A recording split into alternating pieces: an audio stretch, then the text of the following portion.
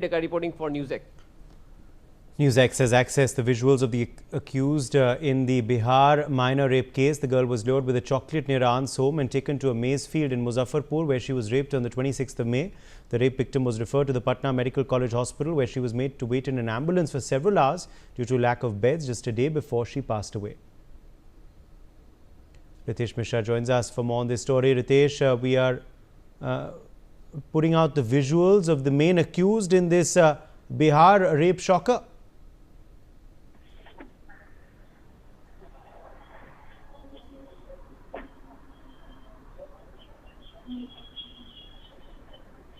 Ritesh, can you hear me?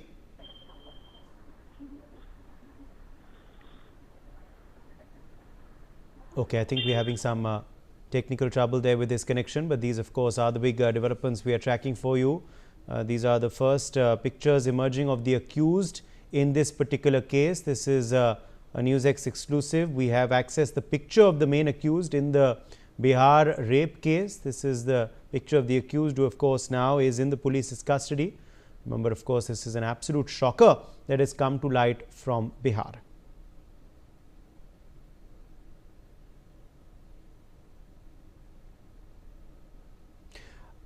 Ritesh Mishra, I believe, is back with us on the broadcast. Ritesh, if you're able to hear me now, I was trying to ask you about these pictures. This is the first picture of the accused in this case, which we've accessed.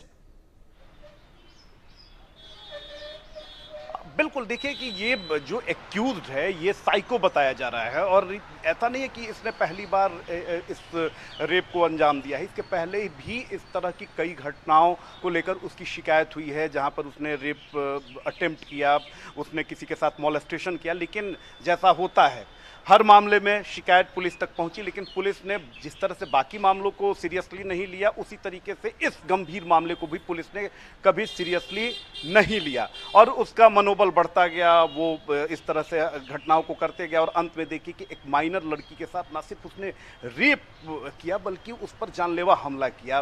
पूरा यहाँ से उसके गले को उसने काट दिया, और अंततः देखिए कि इलाज के दौरान ही उस लड़की की PMCH में मौत हो जाती है। लेकिन लड़की के साथ एक दो बार रेप नहीं हुई, बल्कि उसके साथ बिल्कुल कहा जा सकता है कि सिस्टम ने भी उसके साथ बहुत बुरा बर्ताव किया है। पहले तो देखिए कि उसके साथ रेप हुई, वो SKMCH मुजफ्फरपुर में उसे सही इलाज नहीं मिला। उसके बाद जो डॉक्टर्स हैं उन्होंने हाथ खड़े कर दिए और सीधे पटना PMCH रेफर किया।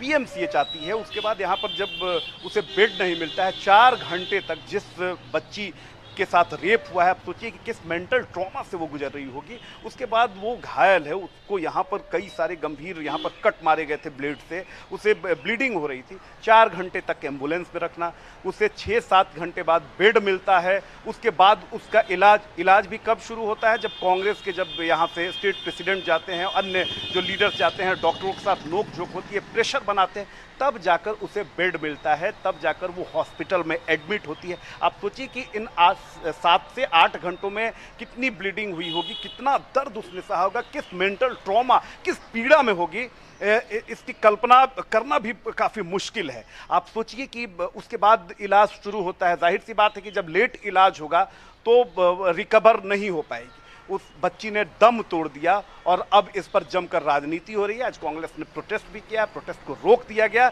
लेकिन बिहार सरकार के लिए काफ़ी शेमफुल ये इंसिडेंट है, जहां पर एक बच्ची के साथ रेप होता है और इलाज के बगैर उसकी तड़प तड़प कर मौत हो जाती है। और एक्यूज्ड को भले ही मुजफ्फरपुर पुलिस ने पकड़ लिया है, लेकिन अगर पुलिस पहले उस पर कार्रवाई उसने की होती तो आज एक जो छोटी बच्ची थी, 10-12 साल की वो बच्ची थी, वो हमारे बीच जिंदा रहती। आप सोचिए कि जो उसके घर वाले हैं वो इतने बदहवास हो चुके हैं। उसकी माँ जो है उसे 2 दिन से होश नहीं है, वो बेहोश पड़ी हुई है। घर वालों को कुछ समझ में नहीं आ रहा है। सत्ताधारी दल के जो सरकार के लोग हैं वो पहुंच रहे हैं और वो मुआवजा की बात कर रहे हैं, कंपनसेशन की बात कर रहे हैं, लेकिन कंपनसेशन से वो माइनर बच्ची जो है वो वापस नहीं आएगी। अगर सरकार को कुछ करना ही होगा, जितना भद्द पिटना था उतनी भद्द पिट चुकी है सरकार की।